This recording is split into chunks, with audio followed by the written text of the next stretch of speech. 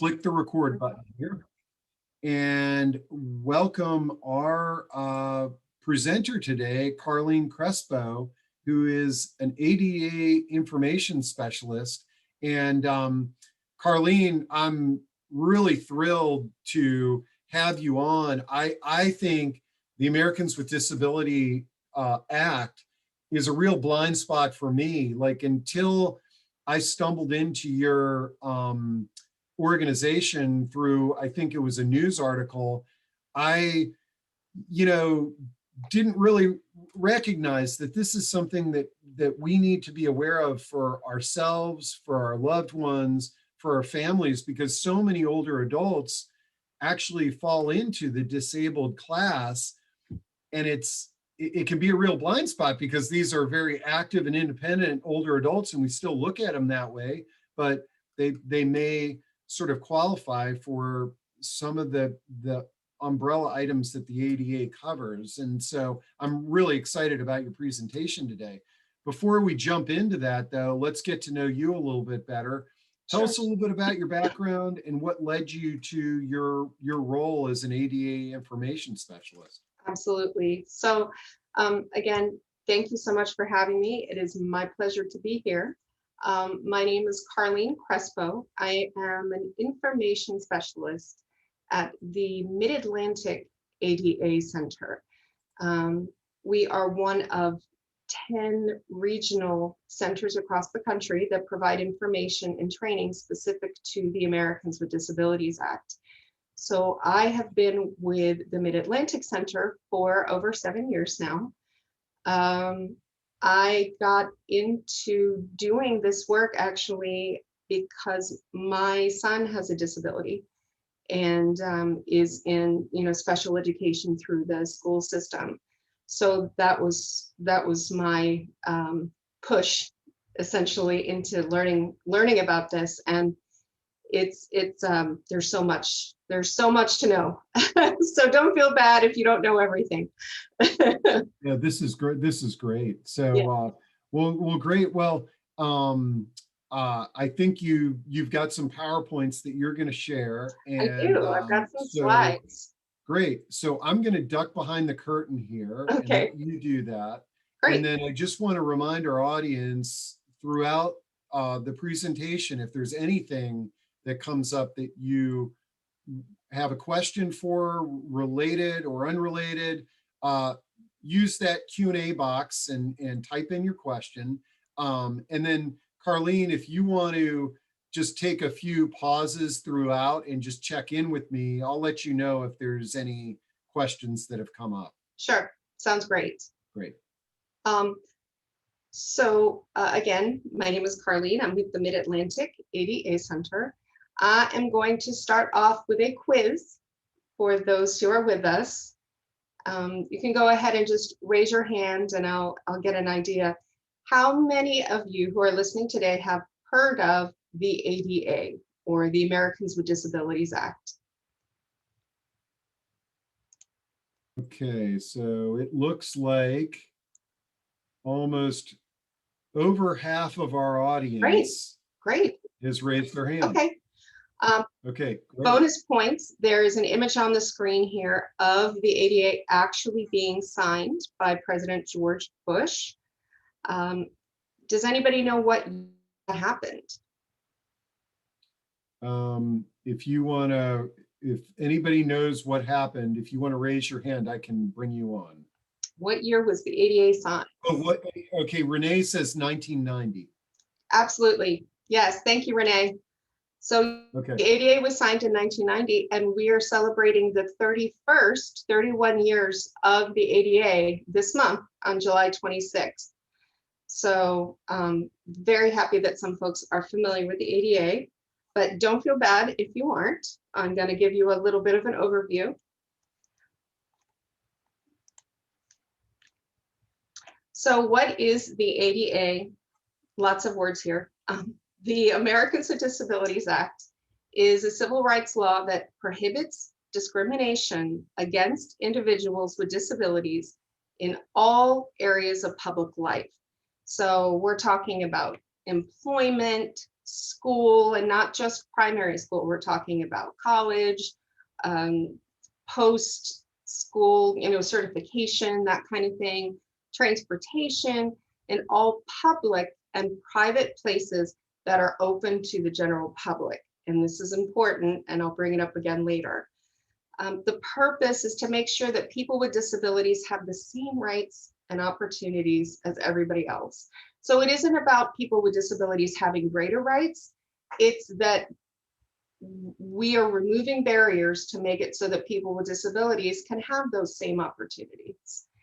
And it gives civil rights protections to individuals with disabilities, and it's similar to those provided to individuals on the basis of race, color, sex, origin, age, and religion. It was actually modeled after the Civil Rights Act of 1964. So that is something to know. And so there wasn't, people with disabilities were not included in that law. It wasn't until 1990 that there was a separate law put into place. Okay, so now that we're done with the basics, why is the ADA important? So what the ADA did that was different was it empowered people with disabilities by banning discrimination on the basis of their disability and making it possible for them to participate more inclusively. They weren't sent to separate settings, they weren't in separate classrooms. They were, the idea is that people should, people with disabilities should be integrated in with everybody else. However, people with disabilities, even though that's a great idea, they continue to encounter barriers that affect their ability to live, work, and recreate freely in their communities. If you've ever gone to a store and you're a wheelchair user and the doorway is not wide enough, you can't even get through the door. So you can't even get in to access the goods and services that are offered. That's something that the ADA was put into place to try to correct. So what does this law have to do with older Americans? The definition of disability in the Americans with Disabilities Act, something to know is that there's not a consistent definition of disability under every single law. Under the ADA, what we're talking about is a physical or mental impairment that substantially limits a major life activity. And that means a person has a disability. One of the things that we hear from callers all the time is, well, I don't have a disability, I just have some hearing loss, or I'm just having some heart trouble. But that's not the same thing, is it? I don't have a disability. Well, actually, you might. As Steve mentioned earlier, the statistic, more than 30% of Americans over age 65 have some kind of disability, and over 50% of those over age 75. So although disability and aging do not go hand in hand for everyone, there's a pretty good chance that at some point most people will have some kind of disability throughout their life. And so the ADA applies, and it's not age specific, covers everybody. Sorry about that, my mouse is getting a little excited here. I apologize. There we go. Okay, so as an older American, where can the ADA help me? This can be something really important to know because people don't even realize that they can ask for certain things when they go places. It applies in entertainment settings. Let's say you're going to the theater and you wear a hearing aid. That theater probably has an assistive listening system. And so you might be able to connect right into that assisted listening system through your hearing aid so that you can hear the performance. It applies in hotels, travel. Um, as you probably know, there are accessible rooms in hotels where there might be a roll-in shower, something like that. That, you know, the ADA helps get that into place. In retail, in restaurants, at work, you have rights at work. You have the right to request a reasonable accommodation. In healthcare, this is huge for a lot of people, being able to have access to that healthcare, physical access or effective communication. Transportation, there's paratransit in some areas because that is something that is required in the ADA. And it also applies in education.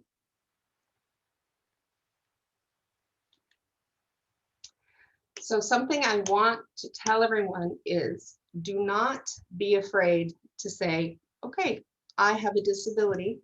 I have the right to ask for some assistance here. There's an image here of Rosie the Riveter, which I love. I love this poster with her strong arms saying, we can do it. What the law helps with, it's not about saying, these are the things I can't do. It's about finding the ways that you can. And so to me, that's a very empowering kind of thing. So I think right now I just want to pause, see if anybody has any questions, make sure everything is clear. Yeah, let me just double check here in chat and make sure that there's nothing, you know, one thing that, Hugh was asking, can you make your slides available to folks that might be interested in having copies? Sure. Okay, great. But you know, one of the things that I know that the language that we use when speaking about people with disabilities is very important. And I noticed that you reference them as people with disabilities. I remember years ago, I was in a meeting and I said something like, oh, those disabled people over there. And somebody corrected me. Can you share with us how should we be referring to people with disabilities, and what's the correct way to reference that? Sure. So it's something called person first language. So rather than putting the disability first, you are saying they are a person who has a disability, so that you know, their identity isn't you know, that, like you're saying, disabled person over there, or we don't use words at this point or terms like handicapped. Um, Parking spaces, for example, that are for wheelchair accessible vans, they're called accessible spaces. But it is something to think about. You would say person who is blind, person who is deaf. You know, we wouldn't say wheelchair bound anymore. You know, we say wheelchair user. So there's someone who uses a mobility device. But again, we're not saying, you know, oh, this crippled guy over here. Does that make sense? Yep. No, and so yeah, and so there's several people that are referencing this in chat. People first language, as you had mentioned, and as a AM Dylan says, as a general rule, person first, yes, but I really ask the person themselves. And she says that I refer to myself as a disabled woman. So, you know, that's her choice, obviously. Yeah. So, okay, great. Well, I didn't mean to slow you down, but No, I'm that's glad great. we clarified That's that. a really good question. Great. So all questions are good. Great. So yeah, so moving on a little bit here, I've got an image here of the Lone Ranger. You know, who is that masked man? So who are the ADA centers? Are, and you feel free to put in the chat if you want to take a guess. The American Diabetes Association, the American Dental Association, the American Dairy Association, the Americans with Disabilities Association, or none of the above. What are you getting, Steve? I nobody's responded yet. Okay. I could have put this one up as a poll for Oh, you, sorry about but that. that's okay. Okay, that's But all right. yeah, so no one's responding. Okay. So tell us the answer.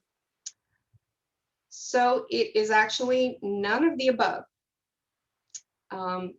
We are an ADA information center.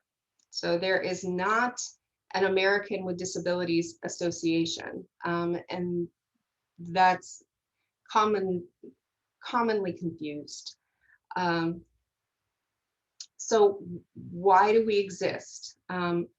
While the ADA and other civil rights laws give people with disabilities rights and create obligations for organizations, 31 years in, they're still not always implemented. And there are still people who are not familiar with the law and don't know what their obligations are. So we still exist. We give information on how and where to file complaints when someone refuses to accommodate, in this case, customers, or just generally in the community while at work. Someone is not putting an accommodation in place. Something important to know about us: we are informational. So we do not have lawyers or advocates who can assist with enforcement. We are not service providers in that way. A little bit of background. We are actually we are a project under the Department of Health and Human Services. And we are funded by NIDLR, which is the National Institute on Disability, Independent Living, and Rehabilitation Research. It's a full mouth of words there. But essentially, our purpose is to stay a neutral party. It is actually in the law itself that our technical assistance centers, that's what we're called in the law, exist. Because in many cases, enforcement agencies, people are afraid to call them for information because they're afraid if they're doing the wrong thing, then they're going to get in trouble if they call to get information. So we're not going to. You can call us. It is totally free, and we will give you information, and you will not get in trouble. I promise. Or if you get in trouble, it's not because of us. So just about the ADA Center core services, again, it's informal guidance and informal. So again, we don't give legal advice. We can't tell you whether something is in compliance or not in compliance or a violation. We can tell you it may be. We can tell you where to go next. And then you can work with the enforcement agency for next steps. We give informal guidance on the ADA and other disability-related laws via toll-free telephone or email, or via our website, which is adainfo.org. We also provide customized trainings, which can be virtual or in person, distance learning options. So we provide webinars. We have a monthly webinar, podcasts, and then there are also self-paced web courses that are free through our website. There's one for just ADA basics. There's one for customer service. So that is something else that we offer. And then of course we have our annual Mid-Atlantic Conference. This year it is going to be in Baltimore. Yes, in person. In September, September 21st through 23rd. So that's something else that we do.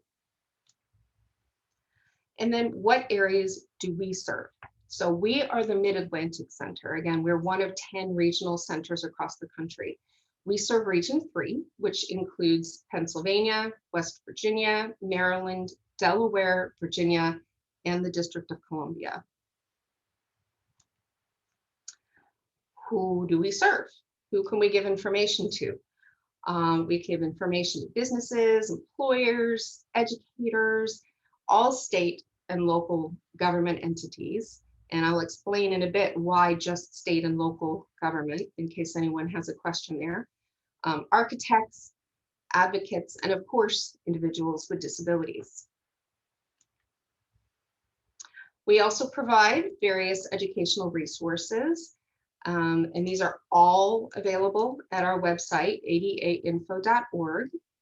We have a twice monthly e-bulletin where we just pull together the current big headlines in disability. We have our e-newsletter, which we put out 3 times a year. We put out various publications like fact sheets and tip sheets, and we do conduct research, and that information is available as well. We provide links to related helpful organizations and resources, and then of course we have archived webinars you can watch anytime, and on-demand trainings, and those are all free. We also have a resource network, or actually a couple of resource networks. We have our Community Partners Network, which is where we pull together, we give 4 times a year information, you know, maybe new publications, that kind of thing, to some of our partner organizations in disability. We have a Title II network for something called ADA coordinators. And then we have our leadership network. It's a train the trainer program. So we train trainers to go out and train on the ADA. It's a capacity building activity. So, I'm going to pause one more time, see if there are any other questions before I plunge ahead. I think we're doing pretty well. Great. So you're good to go. Perfect. So something else to know about the ADA is, again, it covers, there are 5 titles of the law, 5 sections of the law, and it covers state and local government, it covers employers, and it covers your general, what you call places of public accommodation. So your public businesses, again, entertainment, retail, healthcare, that kind of thing. There are things that it does not cover, though. It is not an all-encompassing law for everything disability. For example, it is unrelated to Social Security disability, different law and a different eligibility requirement. So some related laws that get confused. One is the Fair Housing Act. The Fair Housing Act covers your right to accommodations in most housing, as well as HOAs.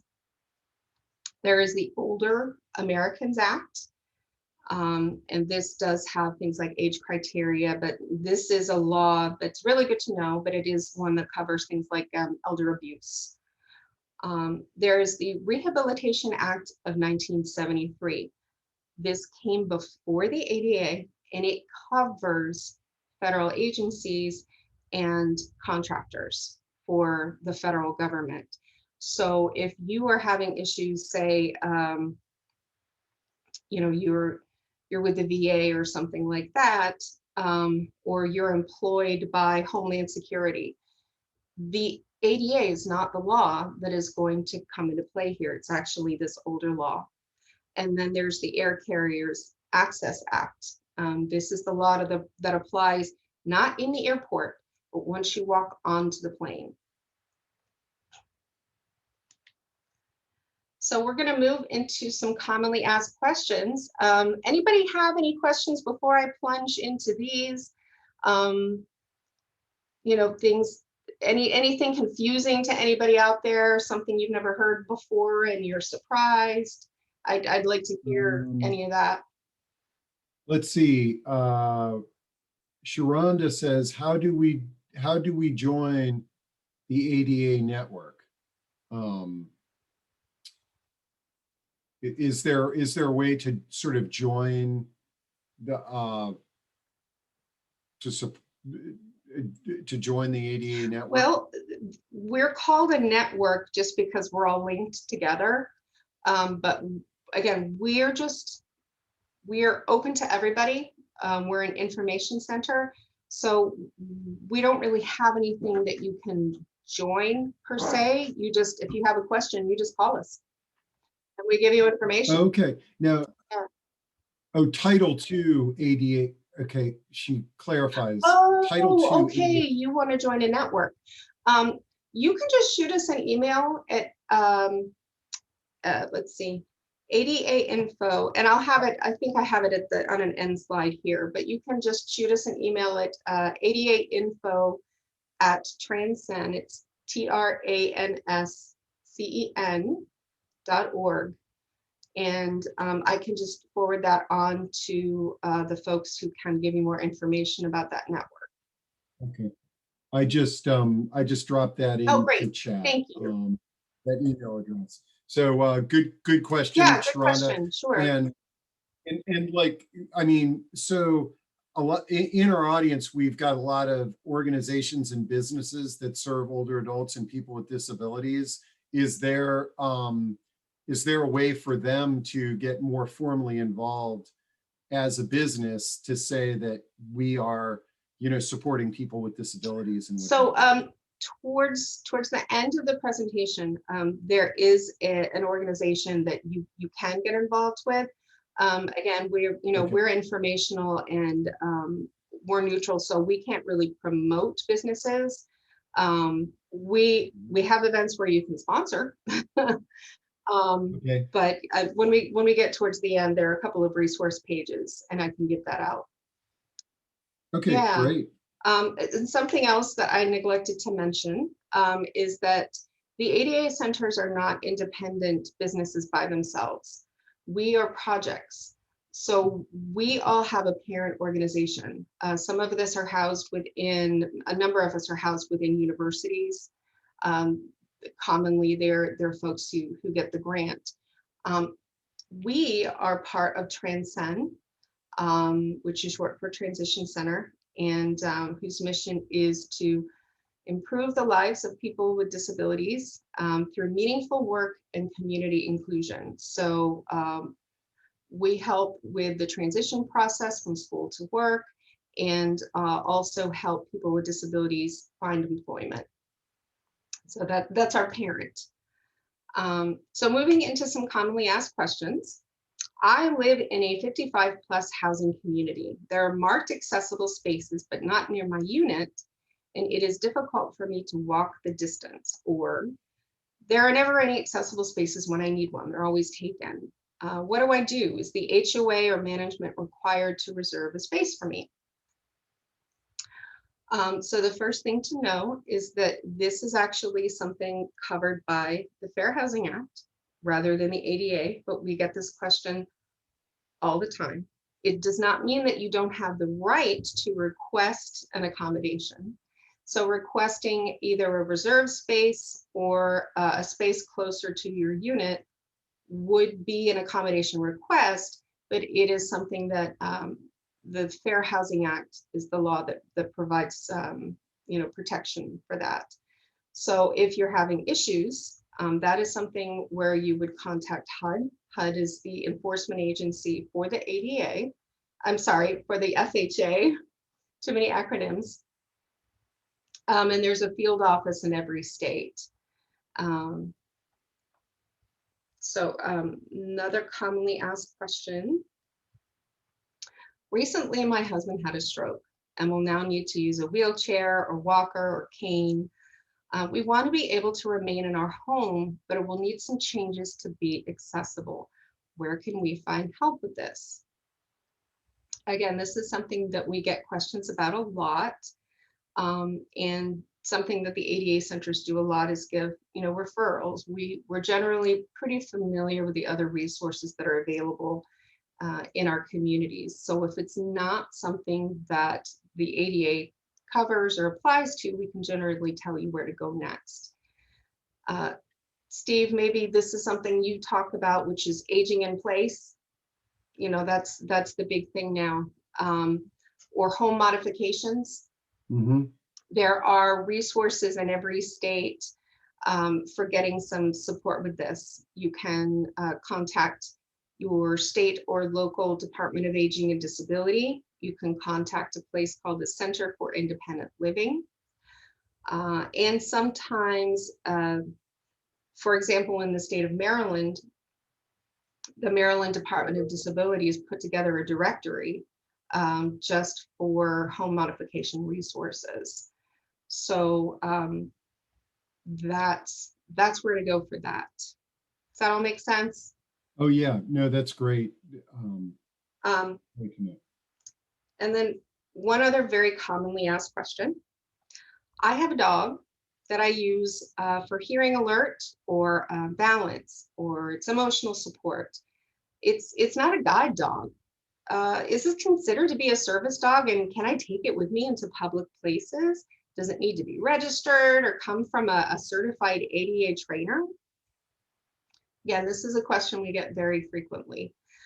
Title 2 and 3 of the ADA apply here. A hearing alert, balance animal, any animal that performs an action or a task in support of a disability is considered to be a service animal. There is no registration, special harness, license, any of that required for to be allowed into public areas. It just needs to be leashed under the control of the handler, well behaved, and it's got to do that action or task. So emotional support, for those who have emotional support animals, they're actually not covered by the ADA. The Fair Housing Act covers it in housing, but emotional support animals, businesses are still not required to allow them into public places. So that's something that we try to clarify for people. We get that question a lot. Okay. Yeah. This is a great topic, and I know that my mom was recently renting a house out, and she hadn't had a tenant in well over 15 years, and so she discovered firsthand that the rules have changed a bit with emotional support animals and tenants. And Renata says, are landlords allowed to charge pet fees for certified service animals? So landlords are, and again, this is the Fair Housing Act.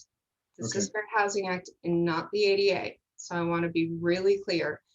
The Fair Housing Act actually uses the term assistance animals. It's a broader term for both emotional support and service animals, and it goes outside of just dogs. We're not experts in this area, but of course we get this question a lot, as you can imagine. So when you're talking about housing, what HUD has said is that if it is an assistance animal and there is, documented disability, again, different than the ADA, because you're really not going to ask for documentation under the ADA. Under the Fair Housing Act, if there's some, documented disability that requires the service of the animal, then it's covered and they cannot be charging pet fees, the standard pet fees. Okay, great. And then let's see. AM Dillon says ADA task trained animals. I guess is that a term that you use? Yeah. Yeah, Okay. I mean, if you go to ada.gov, that is the website for the Department of Justice. It's through the Department of Justice, the Civil Rights Division. They have a whole website with ADA related, all the requirements and the regulations are all located in that one spot. And there is something called the 2010, I believe, Service Animal Requirements. So if you can find that, that's where all of that language comes from. Great. And then Anne Deschamps says businesses that serve older adults can make sure that individuals know about ADA and know where they can get information on how it applies to them at adainfo.org. So, and then here I'm Hey, going to put, Anne. Hey, if we want to just get her to pop in, Anne Deschamps is actually our director here at the ADA Center. So oh, did you want to pull her in, have her say hello? sure, that would be great. Thanks. Let me get Anne here, and I'm going to allow Anne to talk. So Anne, I'm Hi, not going Steve. Hi, Carleen. Hi, to. Anne. The voice from beyond here. Okay. Oh, I can turn on my camera, I guess. Oh no, here I can bring you on. Let me make you a panelist, and then you can turn on your camera. There we go. Okay, so now you should be able to pop on the screen too, Anne. Okay, there, start my video. There we go. There you are. Hi, everybody. Nice to see you. Thank you. I was just responding to the questions for all the people in the audience who are businesses that serve older Americans. You know, one of the reasons why we wanted to talk to Steve and why Carleen is here is because we really want to get the word out about how the ADA applies to older Americans. And so any way we can do that, that's what we're here to do. We're here to provide information, as Carleen has been saying. So I'm really, Steve, thank you so much for having us. And I hope that audience members will feel free to follow up because we can answer questions and talk specifically like Carleen's doing about how the ADA applies specifically to older Americans, access to medical appointments, service animals, emotional support animals, all of those questions. Because the more you learn about this, the more questions you have. And we're here to answer them. So you don't need to know them all. Great. But we need to know them all. Right, so. right. And we have lots of resources, Carleen. Right. So Thank you, Anne. my pleasure. It's good. It's great to meet you, Stephen. Thanks for having us today. Oh, you bet. All right. So, okay. So, yep, I got through all the questions and comments that I saw there, but just Okay. a reminder that folks can ask more. Okay. Absolutely. That's what we're here to do, is answer questions. So as I hinted to before, here are some helpful resources. These are some of the documents, resources that were developed by the different regional ADA centers. There's one on aging in the ADA, just a helpful fact sheet. ADA and older people, know your rights. There's the ADA and aging workers. There's another one called Including Older People with Disabilities. And then there is an aging and disability resource list that I believe was made available by the Southeast ADA Center. All of these are excellent resources, have really helpful information. So I strongly recommend that, you know, if you want to learn more, to take a look at these resources. Great. And then if you can, if you can send me this slide deck as well, I'll Sure. make sure to include all these links in our follow-up. Yeah, great. Then I have some even more resources, because that's what we do. We give you shortcuts, so you don't have to do all the grunt work. We do it for you. There is another guide. It's accessibility benefits for older adult consumers. This is through the U.S. Department of Justice. There's one from HUD, senior housing, what you should know. If you are employed, many people are, you know, not really retiring, or they're doing partial retirement, that kind of thing. And there's an organization that's like us, they're also grant funded, called the Job Accommodation Network, or JAN. Great bunch of people, and are really helpful in figuring out accommodations for an endless list of, different disabilities. They're really savvy on that. Totally free. You can either go on their website or give them a call and just ask them questions if you're stumped on, if you're an employer or an individual with disability who's stumped on accommodations. Um, Yeah. Great. Let's see. It looks like Ken Silverstein has his hand raised, Okay. and I don't know if that's a mistake, but Ken's Nope. always got good questions. No, it's not a mistake. All right. Hi, everybody. So in my other life, I serve as the managing director of the Interplay Orchestra, which is a nonprofit Oh. orchestra of adults with disabilities. Oh, great. And we That's are, new to me. yeah, it's very different.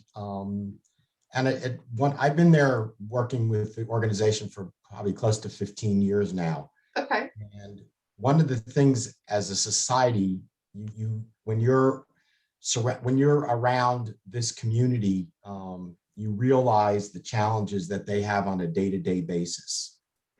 And it's really heightened my awareness and things that I have to do if we're giving a concert in another location other than Strathmore.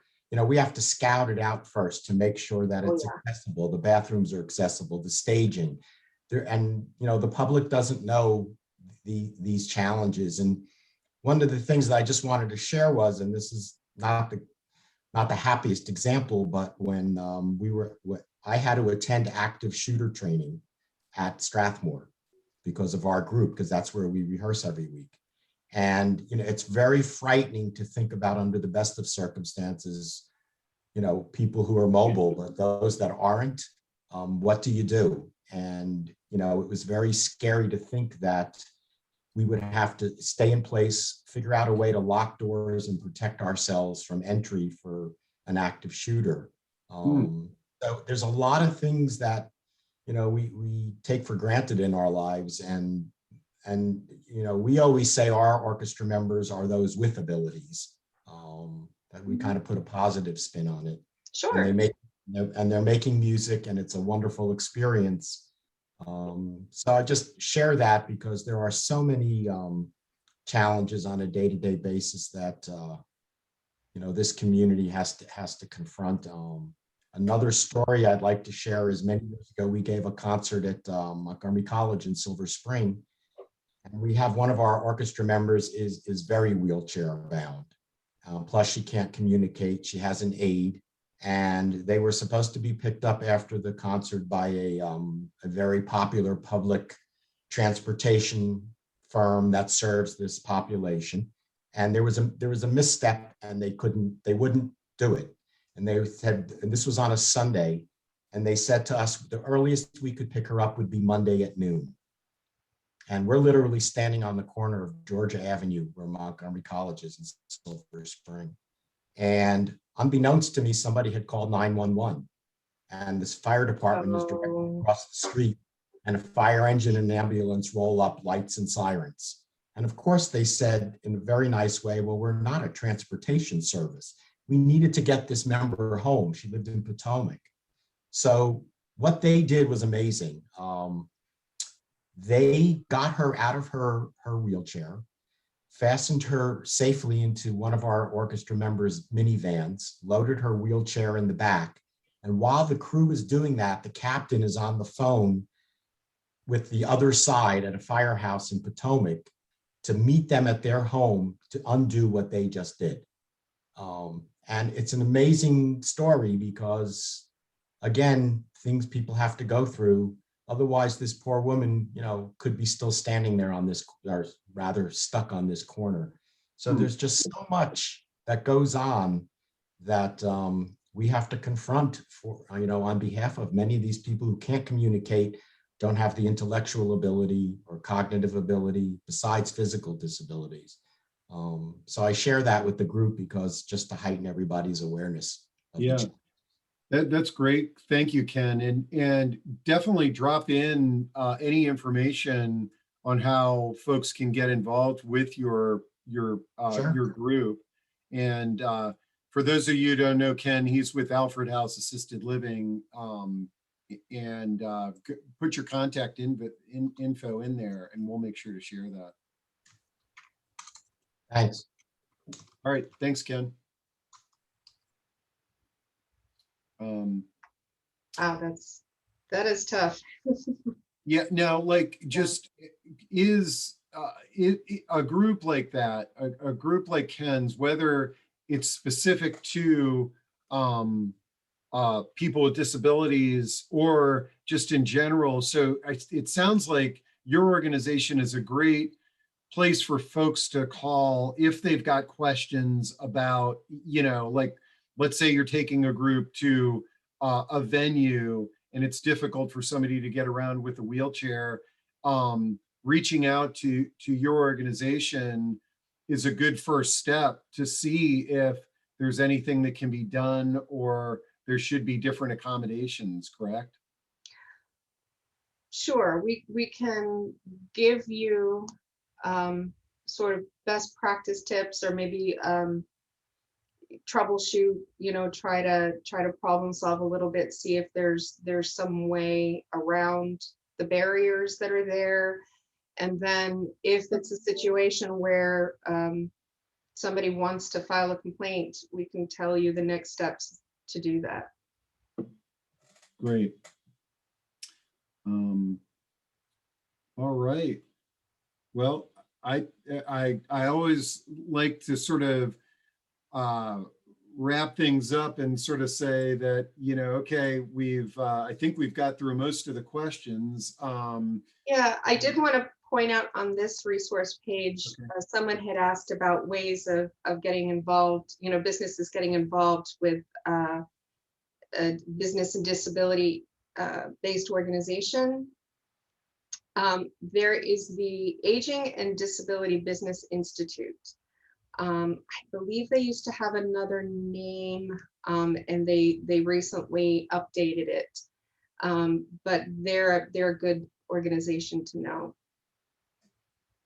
And then just one more tip. We frequently get questions about people needing different assistive devices. I saw that you've got some presentations coming up about that, which is great. Assistive technology can help in so many ways. And every state has, it's another project, it's called an Assistive Technology Center. Every state has one. And they often have an equipment loan library, or they do referrals. Sometimes they can help with financing of different technology. And assistive tech means anything at all that is used to support a person with a disability. So it's everything from canes, wheelchairs, hearing aids, braille readers, anything like that that is used, like I said, in support of a disability. Good folks to know. Let's see. Someone asks, can you talk about dental problems as a disability? So you mean in general or in a work setting, or is it a covered disability? Can you give me a little more information? Let's see if you could give us a little bit of information. This is an anonymous person. It just says, can you talk about dental problems as a disability? They're probably typing in some more details. Okay. But let's see. We know someone whose epilepsy medication caused tooth removal. The teeth just, they fell out, or they don't, something like that? I'm assuming. Okay. I mean, it's going to depend on how it impacts that person. If you go back to that definition, that it's got to significantly affect one or more major life activity. So it could affect speech. And in that case, they may need, say, to use a relay service where there's actually relay, and I'm trying to remember the term, but you call and they are trained to be able to help basically like translate repeat the things that they're hearing from people who might have a speech disability, and Okay. other people have a hard time understanding them. Okay, so it's so the jawbone deterioration from the medication and life activity regarding eating. So Wow. Okay. this sounds like a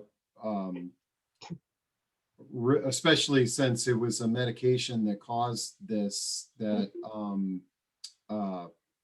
my real heartbreaking scenario there. But yeah, we have featured programs like Virginia Relay Oh, great. for Great. Yeah. hard of hearing. Let's see, but I guess they could reach out to you for some speech assistance programs, perhaps. And then obviously, I mean, looking at okay, so Renata says Relay can also assist those with speech differences. So the Relay programs in your state, I would have your friend look into those. Obviously, because I just talked with somebody else who had an issue with a medication causing a disability in their child. There may be a fund of some sort that has been created for others that may have had problems with this medication that could potentially assist that person in a variety of ways. But thanks for sharing that, and I hope reach out to the Relay program. Yeah. Pregnosis and other may cause bone deterioration leads to replacement. Prednisone and other medications cause bone deterioration, leads to hip replacement surgery. Okay. Yeah, one of the things that I enjoy about doing these discussions is oftentimes questions like this on the topic of, medications and a variety of things like that. I mean, this could create a whole, we could do a whole different discussion on this. So I always like the questions that come up, and it prompts me to think about other topics that we can discuss here. So, all right, well, Carleen, have we reached the end of your slide deck here? We have just the big question mark, but I think it sounds like we've gotten a few questions. Yeah, So, no, this has really been great, and we're pretty much to the top of the hour here. So I really want to thank you for opening my eyes to the ADA and thinking about those older adults that